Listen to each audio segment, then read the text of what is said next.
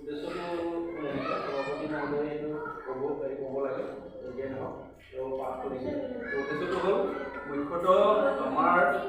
একোখন অনুষ্ঠান চলাবৰ কাৰণে প্ৰত্যেক অনুষ্ঠানে এখন মানে সমিতি থাকে। এই সমিতিখনৰ কাৰ্যকাল মানে কিছুমানৰ এইবোৰ আমাৰ বিদ্যালয়ৰ বিলাকৰ কাৰ্যকাল 3 বছৰীয়া হৈছে। ইতিমধ্যে এই হিচাপে চৰকাৰৰ ফালৰ পৰা শিক্ষকসকলৰ ফালৰ পৰা 3 বছৰ হৈ যোৱাৰ পিছত যিহেতু প্ৰায় হৈছে আৰু এতিয়া হোৱাৰ লগে লগে তাৰমানে এমাহ আগতে গঠন কৰিব লাগে। নতুন কমিটি গঠন কৰাৰ উদ্দেশ্যে আমাৰ আজি সভাখন মানে হেৰি কৰা হৈছে, আহ্বান কৰা হৈছে। আজি সভাৰ উদ্দেশ্য এইটোৱেই। ইয়াৰ লগতে আমাৰ কাৰ্যসূচীত যি মানে ৰাখা হৈছে সমূহ যোৱা কাৰ্যকালৰ আমাৰ কাৰ্যকাল আমাৰ যি হেৰি হ'ল আৰু আমাৰ 3 বছৰীয়া কাৰ্যকালৰ আভাসটো লিখিত হিচাপে নাই যদি আমি কম আমাৰ সভাপতি মহোদয়ে ক'ব। তাৰপিছত আমাৰ সামগ্ৰিক মূল্যায়ন যোৱা 2 তাৰিখৰ পৰা হৈ দ্বিতীয় মূল্যায়নটো শেষ হ'ল, সেই বিষয়ে আমি কিছু ক'ম। তাৰপিছত ছাত্ৰ ছাত্ৰী 100% মানে এই মানে আমাৰ 3জন ছাত্ৰ 100% বুলি কৈ 100% আমাৰ মানে ল'ৰা ছোৱালী আপোনালোকে মানে উপস্থিত কৰিব লাগিব। আজিকালি চৰকাৰে শিক্ষা বিভাগে এটা হেৰি মই দেখুৱাইছোঁ যে এইটো টেবলেট প্ৰত্যেক বিদ্যালয়তে দিছে। গতিকে সেই টেবলেটত আমাৰ 3জন ছাত্ৰ ছাত্ৰী শ্ৰেণী অনুযায়ী তাৰমানে হেৰি কৰা আছে, তাৰমানে তাতে ল'ৰা ছোৱালীখিনিৰ নামটো হেৰি হৈ আছে, লিপিবদ্ধ হৈ আছে, তাত সোমাই আছে।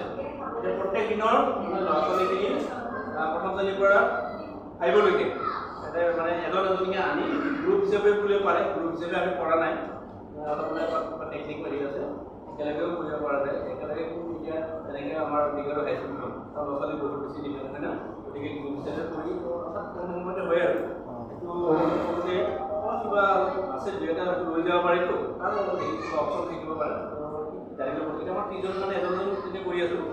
গতিকে উপস্থিতিটো আমাৰ হেৰি হ'ব লাগিব, 100% সদায় আহিব লাগিব, তেতিয়াহে আমি উপস্থিতিটো দিব পাৰিম। এতিয়া এজন ল'ৰা ছোৱালীয়ে কস্তুৰী লৈ তাত নামটো আছে, কস্তুৰী নাহিলে বেলেগ এজনৰ আগত আহিলে সেইটো কস্তুৰী হেৰি নহ'ব, তাৰমানে সেইটো মানে হেৰি কি ক'ব হয় বা ইয়েছ বুলি নহ'বই আৰু তাৰমানে সেইটো অনুপস্থিত এনেকৈ কথাটো।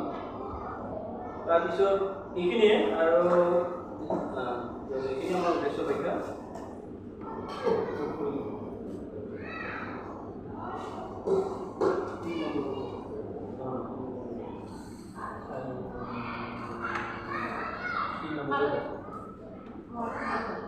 যোৱা বাৰ্ষিক সভাৰ এটা নিয়ম আছে, সভাপতি মহোদয় আমাৰ উপস্থিত ৰাইজ আপোনালোকে জানে সকলোৱে যে আমাৰ যোৱা 20 চনৰ 31/10 তাৰিখে আমাৰ মানে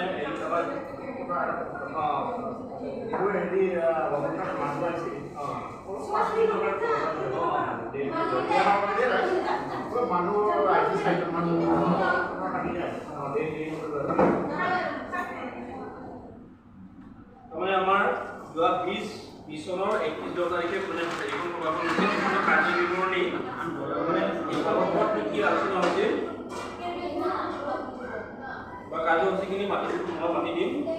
আমাৰ গগৈ ছাৰে হেৰি কৰিছিল। আজি ইংৰাজী 31/10/2020 তাৰিখে মৰিগাঁও প্ৰাথমিক বিদ্যালয়ৰ দিনৰ 11 বজাত এখন ৰাজহুৱা সভা অনুষ্ঠিত কৰা হয়। সভাত সভাপতিত্ব কৰে বিদ্যালয় পৰিচালনা সমিতিৰ স্থায়ী সভাপতি শ্ৰী সুদন দেৱদেৱে। সভাপতিৰ আসন গ্ৰহণৰ পাছতে আজি কাৰ্যসূচী পাঠ কৰি দি দিনটোৰ বাবে আলোচনা কৰিবলৈ গ্ৰহণ কৰা হয়।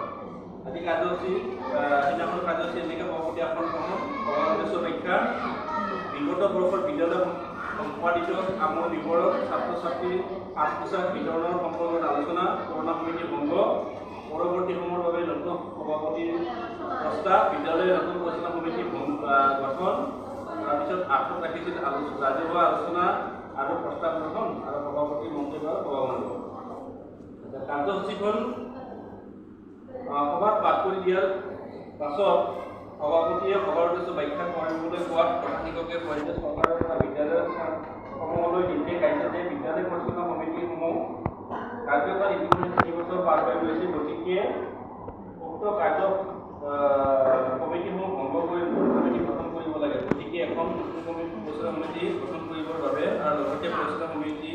লগতে ছাত্ৰ ছাত্ৰী বিনামূলীয়া সাজ পোছাক বিতৰণৰ বাবে সিদ্ধান্ত ল'বলৈ আজি এই সভাখন আহ্বান কৰা হয়। আৰু সেইদিনাখন যিখন হেৰি হ'ল কিবা হেৰি এইবাৰ আকৌ বিচাৰিছে দুগৰাকী প্ৰাক্তন ছাত্ৰ ছাত্ৰী, সেইটো নতুনকৈ এইবাৰ আকৌ গাঁৱলৈ বিচৰা নাই আৰু অংগনবাদী কৰ্মীকো বিচৰা নাই, কিন্তু গাঁৱৰ হেৰি সদস্য হেৰি বিচাৰিছে। আচ্ছা, এতিয়া কথা হ'ল আৰু মই ক'ব পাহৰিছোঁ, এতিয়া আমাৰ সভাপতিগৰাকী কি কৈছে এটা কথা আমাৰ পাতিব, এতিয়া আমাৰ দেৰিলৈকে কোৱা চাগে আমাৰ মানে পাতিব লাগিলে 3 জনহে আছে দেই, কিন্তু তাতে এটা কিন্তু কথাটো হ'ল কি আজি আমাৰ চাওক এখন বিদ্যালয়ৰ অনুষ্ঠানৰ সভাপতি আৰু সম্পাদকজনৰ ওপৰতে গোটেই অনুষ্ঠানটো নিৰ্ভৰ কৰে কথা বতৰা। এতিয়া আমাৰ এই সভাপতিজনো তেনেকৈ অলপ মানে কি বুলি কোৱা হয় সামাজিকভাৱে বুলি নহয় অলপ মানে কথা ক'ব পৰা বা মানুহৰ লগত এই উঠা বহা হেৰি কৰা যিটো এটা হেৰি মানে গুণ বুলিকে নহয় সেই মানে যিটো এটা হেৰি থাকে সেই তেনেকুৱা থাকিলে ভাল আৰু বয়সৰ এটা থাকে। এতিয়া ৰাইজে চাওক, এতিয়া তেওঁকো মই জোৰ কৰাটো মানে উচিত নহ'ব, কিন্তু আমি অনুষ্ঠানটো মানে আজি মইনাকুছি প্ৰাথমিক বিদ্যালয়খনৰ হেৰিটো এতিয়া এনেকৈ কৰোঁ।